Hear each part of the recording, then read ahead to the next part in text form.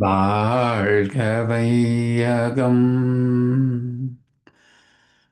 வாழ்க வையகம், வாழ்க வளமுடன். சிந்தனையை உடல் நலத்தை சீரமைத்து ஓய்வித்த குருவே வாழ்க, குருவே துணை. வேதாத்திரியம் வாழ்க வளமுடன். இன்று வரை உலகில் தோன்றிய அனைத்து சித்தர்களும் ஞானிகளும் மகான்களும் மற்றும் வேதாத்திரிய கோட்பாடுகளை அர்ப்பணிப்புணர்வோடு அகிலமெங்கும் உணர்வாக்கிக் கொண்டிருக்கும் ஞானாசிரியர்களின் மதிநுட்பமும் குருவருளோடு சுகுமமாய் நம்மை சூழ்ந்திருந்து நாம் உய்வதற்கு துணை நிற்குமாக என்று சங்கல்பித்துக் கொண்டு இன்றைய தவ நிகழ்வை இறைவணக்கம் குரு வணக்கத்தோடு நாம் இனிதே துவங்குவோம். இறை வணக்கம் பாட அருள்நிதி ஸ்ரீராம் ஜேபி ஐயா அவர்களை அன்போடு அழைத்தமைவோம். வாழ்க வளமுடன் ஐயா. வாழ்க வளமுடன். குருவே துணை. இறை வணக்கம். ஆதியனும் பரம்பொருள்மை எழுச்சி பெற்று அணுவென்ற உயிராகி அணுக்கள் கூடி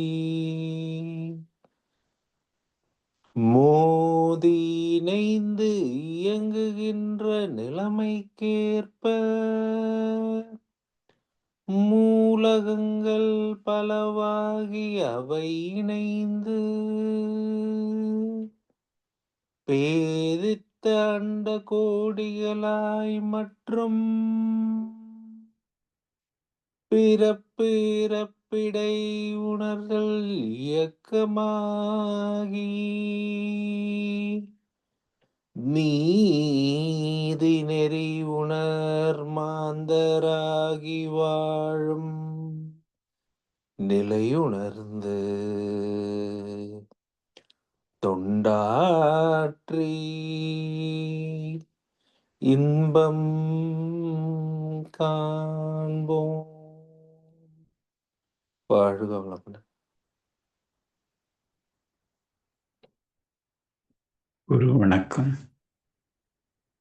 புருவத்திடை உந்தன் பூவிரலால் தொட்டு எந்தன் உயிருணர்த்தி புன்செயல்கள் பதிவழிந்து பூர்வநிலை அறிவறிய துரியம் தந்து கருபறிந்து அகத்தவத்தால் களங்கங்கள் போக பெருங்களத்தமர்த்தி கருத்துடனே விளைபறிந்து ஐந்து புலன்களை ஆளும் கலை போதித்து உருவத்தில் உயிரை உயிர்க்குள் உள்ளமைப் பொருளை அறிவாய் காட்டி ஒழுக்கத்தால் உலகினையே நட்பு கொள்ளும் அன்பு நெறி விளங்க வைத்து திருத்தமொடு காயகற்பம் சீர்கர்மயோகம் உடற்பயிற்சி தந்து சிந்தனையை உடல் நலத்தை சீரமைத்து உய்வித்த குருவே வாழ்க, குருவே வாழ்க.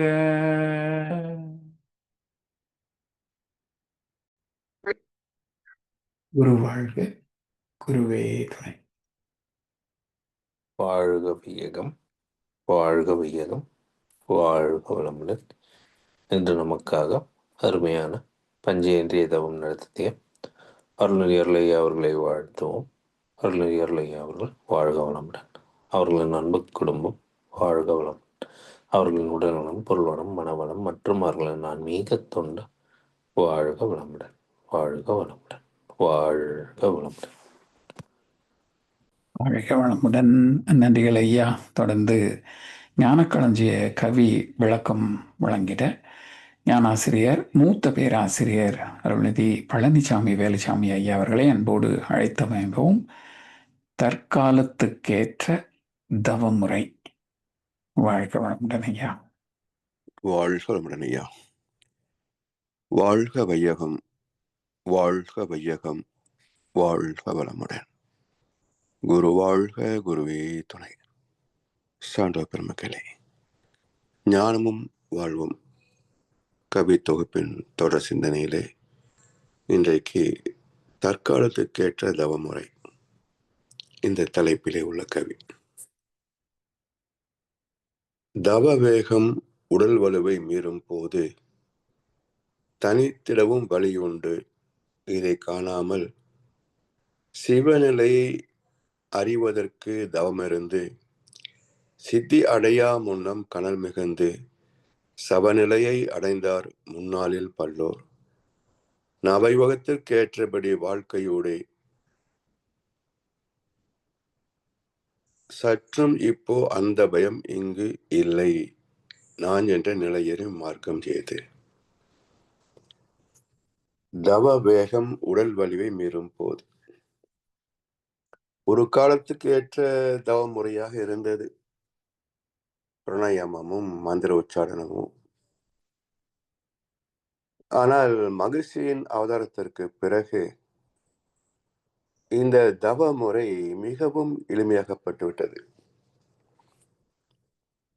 ஒரு விளக்கு இன்னொரு விளக்கை ஏற்றுவது போல, அதாவது எரிகின்ற விளக்கு இன்னொரு விளக்கை ஏற்றுவது போல, தேர்ச்சி பெற்ற ஒரு ஆசிரியர் இன்னொரு மனிதருக்கு தீட்சை கொடுக்கலாம், தவத்தை கற்றுத்தரலாம்.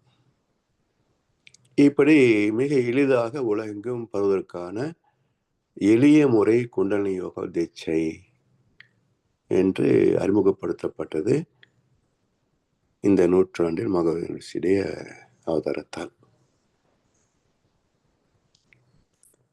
ஆதி காலத்தில் செய்த தவ முறைக்கும் இன்றைக்கு நாம் கொடுக்கின்ற தீட்சையிலே அமைகின்ற ஆற்றலும் ஒன்றுதானா என்று கேட்டால் இல்லை. 14 ஆண்டுகள் பிரம்மச்சரிய விரதம் இருந்து குண்டலி சக்தியை மேலே உயர வைத்து அது ஒரு மையத்திலிருந்து மூலாதாரத்திலிருந்து சுவாயஸ்தானம் வந்தாலே சித்துக்கள் கை வந்துடும். நம்மால முடியுதா? அப்போ அதுவும் இதுவும் ஒன்றா என்றால் சக்தியில ஒன்று இல்லை. இப்ப நம்ம 110 வோல்ட் மின்சாரம் பயன்படுத்துறோம். இந்த மினியேச்சர் பல்ப்ஸ் சொல்லி 3 வோல்ட் 6 வோல்ட்ல சின்ன பல்பு எரிய வைக்கிறோம். இப்ப அதற்குள் இந்த 110 வோல்ட் நேரா போனா என்ன ஆகும்? அது டாப் அப்படின்னு கண்ணாடி கூட மிச்சம் இருக்காது, அதில் உடஞ்சி போயிடும். இது போலத்தான் மகசுடைய ஆற்றலுக்கு தீட்சை தந்த யாரு வாங்க முடியும்? ஒரு முறை சாமி கேட்டாங்க, பேரின்பம் பேரின்பம் சொல்றீங்களே, தந்தா தாங்குவீங்களான்னு கேட்டார். ஏன்னா இப்போ பேட்டரி ரீசார்ஜபிள் பேட்டரி வச்சிருக்கோம். முடிஞ்சு போச்சுன்னா மறுபடியும் ரீசார்ஜ் பண்ணிக்கலாம். இப்போ 6 வோல்ட் பேட்டரிக்குள்ள எவ்வளவு நேரம் தான் நம்ம ரீசார்ஜ் பண்ணினாலும் 6 வோல்ட்டுக்கு மேல அதனால சேமிக்க முடியுமா? கூடாது. எவ்வளவு நேரம் வச்சிருந்தாலும் அதுக்கு மேல போகாது. என்ன காரணம்? அதற்குள் இருக்கின்ற ரசாயனத்தன்மை அதுக்கு மேல் போகாது. பழசாயிடுச்சுன்னா ரீசார்ஜ் ஆகும், சீக்கிரமா டிஸ்சார்ஜ் ஆயிடும். அப்போ ஆற்றல் முழு அளவிலே அதுல போகல. அப்ப அதனுடைய கெப்பாசிட்டி எவ்வளவோ அதுதான் அதனுடைய உச்சபட்சமான சேமிப்பு, குறையலாம தவிர கூடாது. இது போல நம்முடைய உடல்களுக்கும் ஒவ்வொருவருக்கும் ஒரு தாங்கும் சக்தி உண்டு. அந்த தாங்கும் சக்தியை அதிகப்படுத்தணும். அதுக்குத்தான் காயல்ப பயிற்சியும் மகத்தாய் பயிற்சிகளும். இதெல்லாம் முறையாக செய்து வருவதற்கான கால அவகாசமும் பொறுப்பும் சூழ்நிலையும் எல்லாம் இருக்கணும். அதெல்லாம் ஏன் மாறி போகிறது என்று பார்த்தோம்னு சொன்னா, இந்த பிறப்புக்கு இவ்வளவுதான் உனக்கு ஞானம் என்று கூட அளவு இருக்குமோ என்னவோ, தானாகவே எளியவர்கள் அதை செய்ய முடியாதபடிக்கு போயிடும். ஸோ இப்படி ஆன்மீகத்தில் தூய்மை பெறுவது என்பது அவ்வளவு எளிது அல்ல. இப்போ தீட்சை கொடுக்கிற போது 6 வோல்ட் கரண்ட் வச்சுங்க. தொடர்ந்து அதை உடற்பயிற்சி, காயல்பம், அறுகுண சீரமைப்பு, தியான பயிற்சிகள் இதெல்லாம் முறையாக செய்து வந்தோம் என்று சொன்னால், இந்த 6 வோல்ட் நமக்குள்ளாகவே அதிகரிக்க தொடங்கும். இப்போ காயல்பத்துக்கு என்ன சொல்றோம்? உயிராற்றலை மேம்படுத்தக்கூடியது, நம்முடைய மூலாதாரத்தில் அதிகமான உயிர் சக்தியை சேமிக்கக்கூடிய திறம் உடையது காயல்பம்னு சொல்றோம் இல்லையா? அப்போ நம்முடைய உடலுக்கே அந்த தாங்கும் திறத்தை பெருக்கக்கூடிய ஆற்றல் இந்த பயிற்சிகளில் இருக்கிறது. அப்ப அதை செய்து வர வர வர வர கொடுக்கப்பட்ட தீட்சை 6 வோல்ட் தான் என்றாலும் நாமே 110 வோல்ட்டுக்கு உயர வேண்டும், உயரலாம். இதுதான் எளிய முறை தீட்சை. ஸோ அதுவும் இதுவும் ஒன்று அல்ல. ஆனால் அதுக்குத்தான் நீங்க வந்தாலும் சொன்னா யாரும் வர முடியாது. இன்றைக்கும் தியானம் பண்ணி சொன்னா ஏன் மக்கள் பயப்படுறாங்க? அப்படி சொல்லி சொல்லி பயமுறுத்தி வச்சிருக்கிறீங்க இல்லையா? கடவுள்னு சொன்னா ஐயோ அதெல்லாம் பார்க்க முடியுமா? பெரிய பெரிய மகான்களே பாடுபட்டுருக்குறாங்க. ஏதோ தேங்காய் முடிச்சோமா அர்ஜுனை பண்ணணுமா, இதுவே பெரிய புண்ணியம் தான் நினைக்கிறோம்.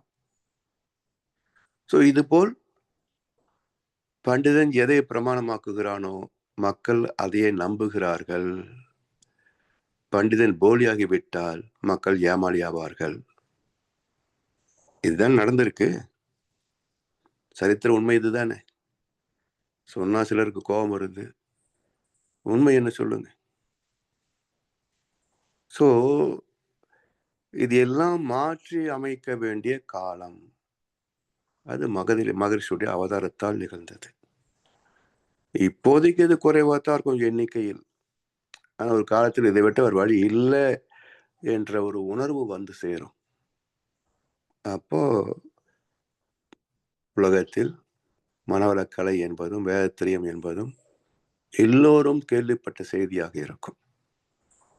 பலர் செய்கின்ற வாழ்க்கை முறையாக பயிற்சியாக இருக்கும். சரி, இப்போ இந்த தவத்துக்கு ஏன் முன்னோர்கள் முக்கியத்துவம் தரலை என்று சொன்னால், இது பல சிக்கல் இருக்குது. சுவாதிஷ்டானம், மணி பூரகம் இதெல்லாம் சித்துக்கள் செய்வது மட்டுமல்ல, தொத்துக்கள் வரும். என்ன தொற்று? இன்னொரு ஆத்மாவுடைய தொற்றுதல் வந்துவிடும். நல்ல ஆத்மா வந்தா பரவாயில்ல, கெட்டது வந்தா சிக்கல் தான். அது மட்டுமல்ல, இந்த சித்துக்கள் வருகின்ற போது இவனுக்குள் இருக்கின்ற ஆணவம் எழுச்சி பெற்றுவிடும். நான் யார் தெரியுமா அப்படின்ற எண்ணம் வந்துடும். அப்ப என்ன பண்ணும்? பொருள், புகழ், செல்வாக்கு, பொருள் இன்பங்களிலே அந்த மனசு திசை மாற்றம் பெற்றுவிடும். அதனால்தான் மகரிஷி அவர்கள் பாதுகாப்பான தீட்சை முறை நேர மூலத்திலிருந்து பைபாஸ் சிஸ்டத்துல ஆக்னே வந்துட்டு, அதன் பிறகு 9 தீட்சையில் அதே உயிர் மையங்க திறப்பார். அப்போ ஏன் அதான்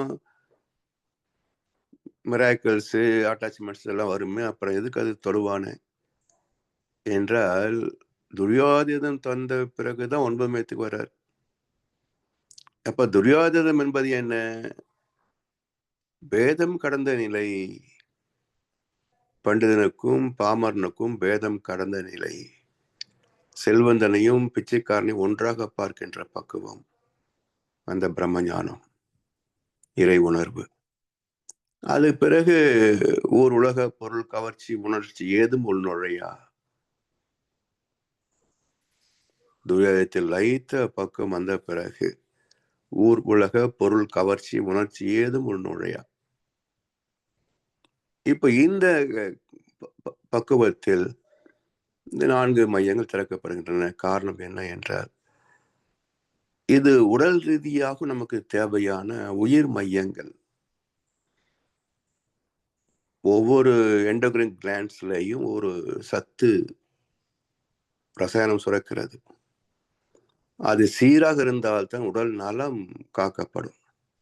பேங்க்ரியாஸ் ஒழுங்கா இல்லைன்னா சுகர் ப்ராப்ளம் வருது இல்லை, பிட்யூட்டரி, தைராய்டு, டிஎஸ்ஹெச் ஒழுங்கா இல்லைன்னா எத்தனை பிரச்சனை வருது. அப்போ ஒவ்வொரு நாளமில்லா சுரப்பையும் உடல் நலத்திற்காக ஏற்பட்டது, பௌதிகத்தின் வெளிப்பாடாக ஏற்பட்டது. அப்ப அந்த பௌதிகத்தின் காந்தம் இருக்கு இல்லையா, அந்த காந்தத்தின் விளைவாக சில தகுதிகள் ஏற்படுகின்றன. அதுதான் எக்ஸ்ட்ரா சென்சரி பர்செப்ஷன், கிளேர்வாயன்ஸ் சொல்லுவாங்க. ஸோ எங்கோ நடக்கின்ற நிகழ்ச்சியை அகக்காட்சியாக பார்ப்பதும், எப்போதோ நடக்க போகின்ற நிகழ்ச்சியை உள்ளுணர்வாக பெறுவதும். இது என்ன செய்யும்? நல்லதுன்னா எப்படி பயன்படுத்திக் கொள்வதுன்னு யோசிக்கலாம். கெட்டது என்ன, நம்ம மனதளவில் தயார்படுத்திக்கலாம். இவ்வளவுதான் முடியுமே தவிர கெட்டதை மாத்திர முடியாது, நல்லதை உருவாக்கவும் முடியாது, ஞானிகளாக இருந்தாலும் கூட. அதான் சாமி சொல்லுவாங்க, ஞானிகள் நினைப்பது நடக்கிறது இல்ல, ஞானிகள் நடப்பதை மட்டுமே நினைப்பார்கள். ஸோ இது நான் நினைச்சே நடந்துருச்சு என்று நம்ம பேசுறோமெல்லாம் அது அறியாமை. நடக்க போறது நமக்கு கிளிக் ஆச்சு, இன்ட்யூட் ஆச்சு, நமக்கு எண்ணமாக வந்துச்சு. இப்படித்தான் நம்ம அதை புரிஞ்சுக்கணும். அதுதான் உண்மையும் கூட. அதனால் மீண்டும் ஒன்பம் எதிர்ச்சி மூலமாக இவை அனைத்தையும் நமக்கு கொடுக்கிறார். சரி, இதுல என்ன ஒரு பாதுகாப்பு மெத்தட் இருக்குன்னு பார்த்தீங்கன்னா, தவ வேகம் உடல் வலிவை மீறும் போது தனித்திடவும் வழி உண்டாம். இதை காணாமல் சிவநிலையை அடைவதற்கு தவமிருந்து சித்தி அடையா முன்னம் கனல் மிகுந்து சவநிலையை அடைந்தார்கள் முன்னாளில் பல்லோர். சற்றும் இப்போது அந்த பயம் நமக்கு இல்லை. நவயோகத்திற்கு ஏற்றபடி வாழ்க்கையுடை நான் என்ற நிலை அறியும் மார்க்கம் ஏதாம். அப்ப சாந்தி யோகம் மிக முக்கியமானது. காரணம் என்ன என்றால், ஒரு இயக்கம் இப்ப நம்ம உயரமா இருக்கிறதாக நினைக்கிறோம், ஆனா காந்த அலை வகையில பார்க்கிற போது அது கோள் வடிவத்துல தான் இயங்கும். அப்போ பரு தோற்றம் வேறு ஒரு நிலையில் இருந்தாலும் காந்த களம் என்பது கோள வடிவத்திலே தான் அமைகிறது. இப்போ இந்த ஆற்றல் உச்சியில் இருக்கிற போது உச்சியில் திணிவு அதிகமாச்சுன்னா மையத்துல திணிவு குறைவா இருக்கும். தவம் செய்து துரிய தவமோ மொத்தம் செய்ய வச்சுங்களேன், உச்சியில திணிவு அதிகமாகும் மையத்தை விட. அப்போ இம்பேலன்ஸ், பொருந்தா உணர்வு ஏற்படும். சில சமயங்கள்ல தலைவலி வரும், உடம்பு சூடாகுதுன்னு சொல்றாங்க இல்லையா, காயல் பயிற்சி ஏதாவது உடம்பு சூடாகும், ஆழ்ந்திச்சு எடுக்கிற போது தலைவலி வர்றதுக்கு வாய்ப்பு இருக்குன்னு சொல்றாங்க இல்லையா. அது பொருந்தா உணர்வு. தவம் அந்த இடத்துல அக்குமுலேட் ஆகிற போது மையத்தை விட அதிகமாச்சுன்னா இது ஒரு பொருந்த உணர்வாக இருக்கும்.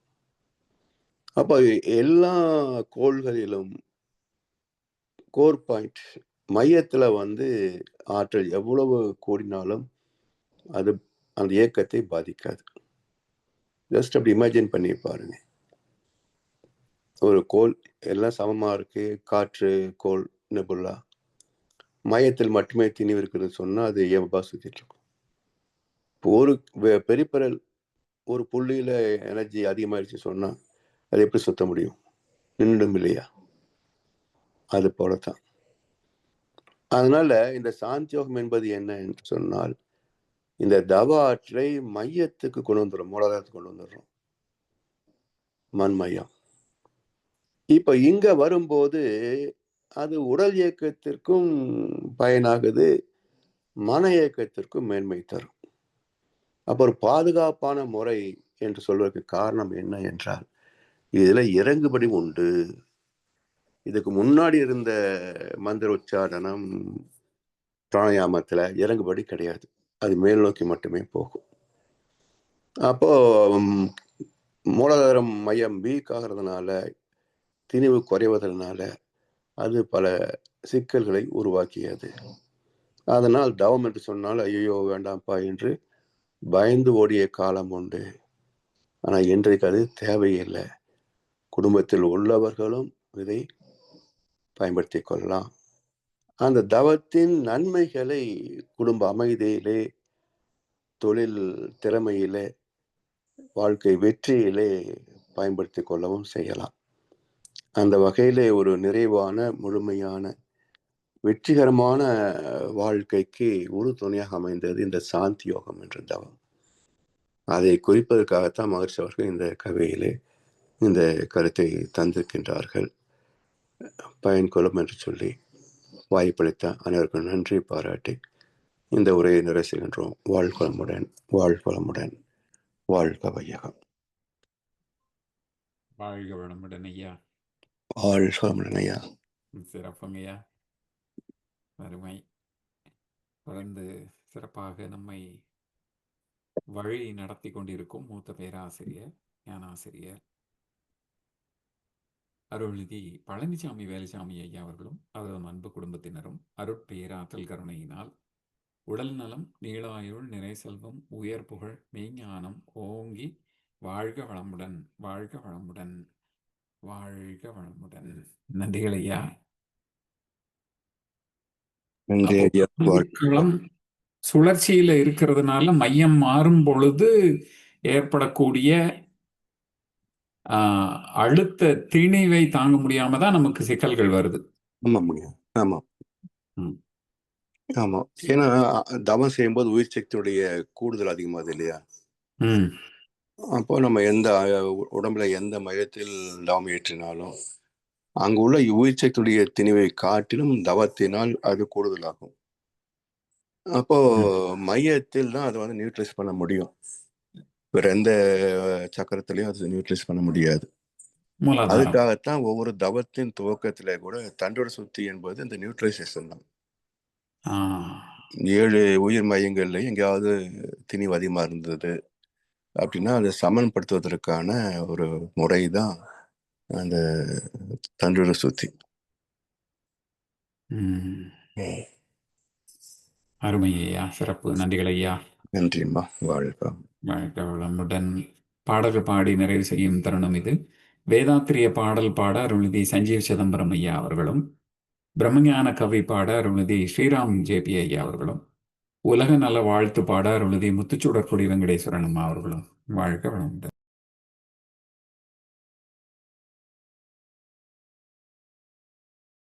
வாழ்க வளமுடன். வேதாத்திரிய பாடல். போரில்லா நல்லுலகம், பொருள்துறையில் சமநீதி, நேர்மையான நீதிமுறை, நிலவுலகு கோராட்சி, சீர் செய்த பண்பாடு, சிந்தனை ஓர் வடிவாழ்வு, சிறப்புணர்ந்த பெண்மதிப்பு, தெய்வநீதி வழிவாழ்தல், தேர் திருவிழா தவிர்த்தல், சிறுவர்கட்கே விளையாட்டு, செயல் விளைவு உணர்கல்வி, சீர்காந்த நிலை விளக்கம், பார் முழுதும் உணவு நீர் பொதுவாக்கல், பல மதங்கள் பல கடவுள் பழக்கம் ஒழித்து உண்மை ஒன்றை தேர்ந்திடுதல். வாழ்க வளமுடன்.